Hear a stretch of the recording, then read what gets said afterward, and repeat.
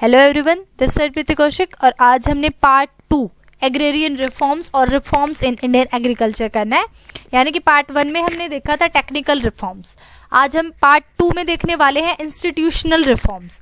यानी कि जैसे पहले हमने पढ़ी एग्रीकल्चर, इंडियन एग्रीकल्चर की प्रॉब्लम्स, फिर अब हम उन एग्रीकल्चर की प्रॉब्लम्स के अंदर हम कुछ सुधार, कुछ इनिशिएटिव, कुछ मेजर्स, कुछ स्टेप्स उठाए, गवर्नमेंट ने कुछ रिफॉर्म्स किए। तो पार्ट 1 में हमने टेक्निकल रिफॉर्म्स के बारे में डिस्कस किया था।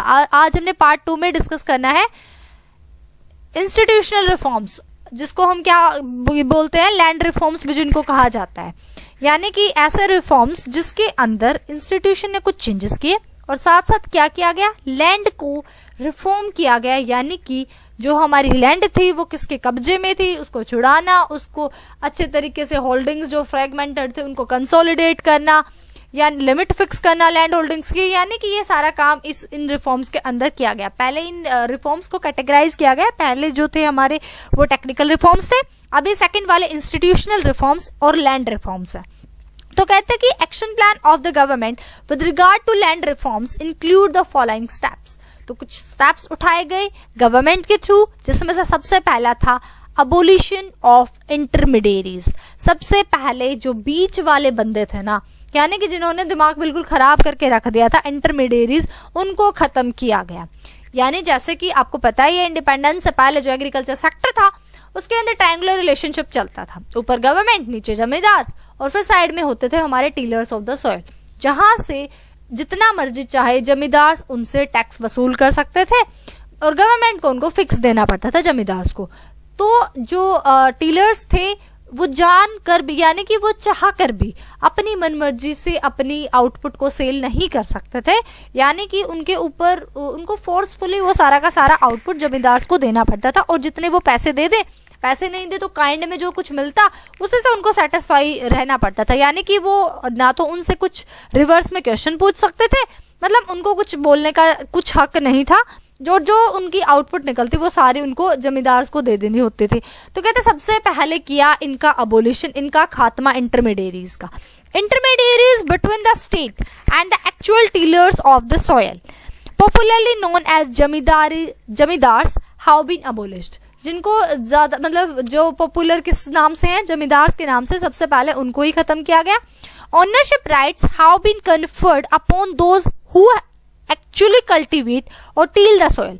जो ओनरशिप पहले जमींदार के पास होती थी, ओनर वो बोले जाते थे, अब क्या कर दिया गया, ओनरशिप का जो राइट्स था वो डायरेक्ट जो कल्टीवेट करेगा उसी का होगा। This has been done with the view to stopping exploitation of the cultivators by the zamindar. और ये क्यों किया गया, ये इसलिए किया गया ताकि जो एक्सप्लॉयटेशन हो रहा है जमींदार के थ्रू कल्टीवेशन के अंदर, उसको स्टॉप किया जा सके। यानी कि इसको स्टॉप करने के लिए कल्टीवेशन को, यानी जो एक्सप्लॉयटेशन हो रहा है जमींदार के थ्रू हमारे इनका टीलर्स ऑफ द सॉइल का, उसको रोकने के लिए सबसे पहले जो ओनरशिप थे उसको चेंज किया गया। यानी ओनरशिप जो एक्चुअल में कल्टीवेट करेगा लैंड को उसी के नाम पे दे दी गई।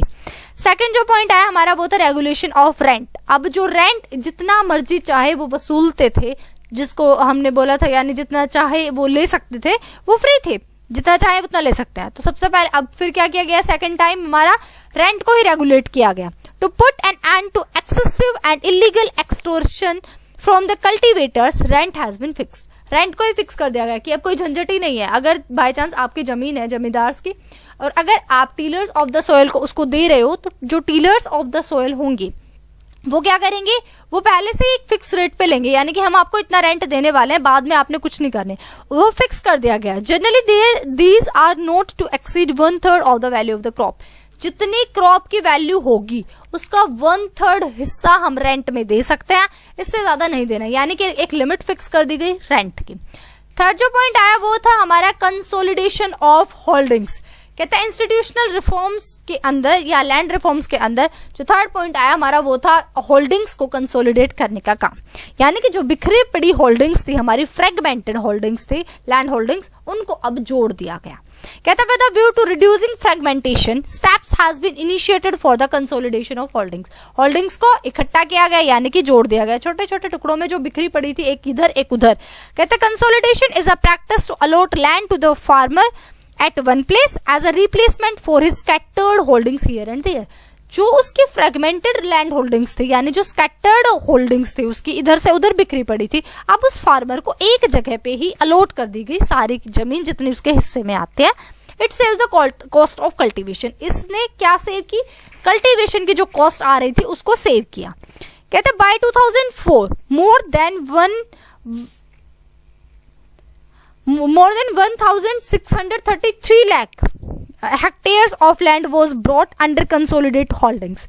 और मतलब कि कितनी 1633 लाख से हेक्टेयर जमीन जो थी वो कंसोलिडेट करके दी गई, यानी कि इतनी ज़्यादा लैंड होल्डिंग्स जो बिखरी पड़ी थी उनको कंसोलिडेट किया गया और आराम से उसको सारे पैमाने को अपने पास रखा गया, उस सारे मेजरमेंट को अपने पास रखा गया गवर्नमेंट के थ्रू। फोर्थ पॉइंट आता है सीलिंग ऑफ लैंड होल्डिंग्स। अब जो लैंड होल्डिंग्स था उनकी लिमिट फिक्स करना। कहता है with a view to promoting equality in the distribution of land, ceiling has been imposed on the holding size. यानी कि जो पहले होल्डिंग्स के जो साइज थे वो फिक्स नहीं थे, यानी इंडिपेंडेंस से पहले जैसे जो जमीन जिसको जहां मिलती थी वो वहीं पे करने लग जाता था, कुछ फिक्स नहीं था। जैसे कि अब पता चलता है मतलब कि ऐसे हेक्टेयर एकर्स इसमें जमीन नहीं होती थी, ऐसे ही पड़ी थी। तो अब क्या किया गया? लैंड होल्डिंग्स को सीलिंग करने का मतलब यानी लिमिट फिक्स कर देना and redistribution of surplus land. और जो यानी जिसके पास ज्यादा लैंड आती है उसको फिर दोबारा से डिस्ट्रीब्यूट करना, जिनके पास लैंड नहीं है, जिनके पास लैंड की कमी है उनको बांटना। सरप्लस लैंड का जो बचगी उसको दोबारा से रीडिस्ट्रीब्यूशन कहते हैं ceiling on holdings is the maximum size of cultivable land holding that an individual और अ फैमिली कैन ओन। और कहते हैं सीलिंग ऑफ लैंड होल्डिंग्स यानी कि लिमिट फिक्स कर देना कि मैक्सिमम आपके पास इतना साइज होना चाहिए कि आप इतनी कल्टीवेशन करोगे इतनी लैंड के ऊपर। ये नहीं है कि मतलब जैसे जो ज्यादा पावर में थे उस टाइम पे वो तो सारी लैंड को रोक के बैठ जाएंगे, ये हमारी, ये सारी हमारी है, यहाँ से यहाँ तक। तो कहता है मैक्सिमम लिमिट फिक्स कर दी गई, साइज फिक्स कर दिया गया। कहता था surplus land over and above the ceiling limit has been resumed by the government and redistributed among small holders और लैंडलेस लेबरर्स। कहता और फिर क्या किया गया? जो सरप्लस लैंड थी उसको गवर्नमेंट ने अपने कंट्रोल में ले लिया और अपने कंट्रोल में लेने के बाद मैक्सिमम लिमिट फिक्स कर दी गई कि इतनी रहनी है तुम सबके पास, मतलब जिसका जितना हिस्सा है। मैक्सिमम लिमिट के बाद जो सरप्लस लैंड बची वो सारी गवर्नमेंट ने अपने पास ले ली और फिर उसको रीडिस्ट्रीब्यूट किया गया। जो स्मॉल फार्मर्स थे या जिनके पास नहीं थी बिल्कुल भी, मतलब जो लैंडलेस लेबरर्स थे, उनको बांटा गया। फिफ्थ पॉइंट कहता है cooperative farming. Cooperative farming is encouraged to enhance bargaining power of the smallholders. Together they can buy inputs at a lower price and sell their produce at a higher price. Cooperative farming के अंदर कहा गया यानी कि ऐसे farming हम करेंगे कि एक दूसरे को सपोर्ट करते हुए, एक दूसरे को कोऑपरेट करते हुए हम फार्मिंग करने वाले हैं। यानी ऐसी फार्मिंग जिसके अंदर स्मॉल जो होल्डर्स थे या स्मॉल फार्मर्स जो थे उनकी बार्गेनिंग पावर को एनहांस किया गया। यानी कि अब आपको बोलने का हक है। अगर आपको अपने फार्म प्रोडक्ट्स को कम प्राइस पे नहीं बेचना तो आप नहीं बेचोगे, आप आगे आके बोलोगे। कहता अगर उनको अपने प्राइस का लेवल अगर लो लगता है, अगर उन्होंने अपने प्राइस उतने पे नहीं बेचना, हाई प्राइस चाहिए, तो वो बोल सकते हैं, यानी मोल भाव करने की उनमें ताकत है।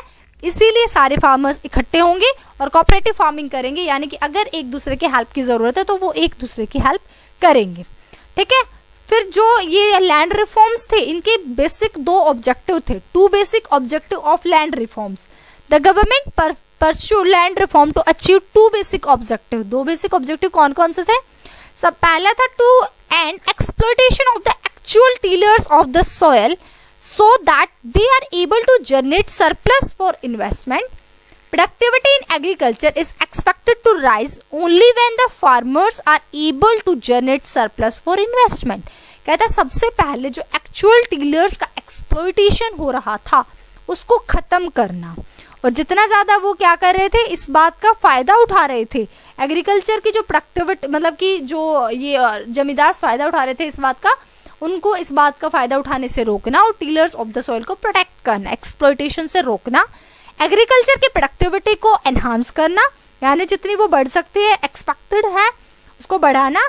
जब फार्मर्स मतलब कि तभी तो पॉसिबल हो सकता है ना, जब उनके पास सरप्लस बचेगा तभी तो वो अपनी के अंदर अपने फार्म्स के अंदर वो तभी लगा पाएंगे ना जब उनके पास कुछ सरप्लस बचेगा।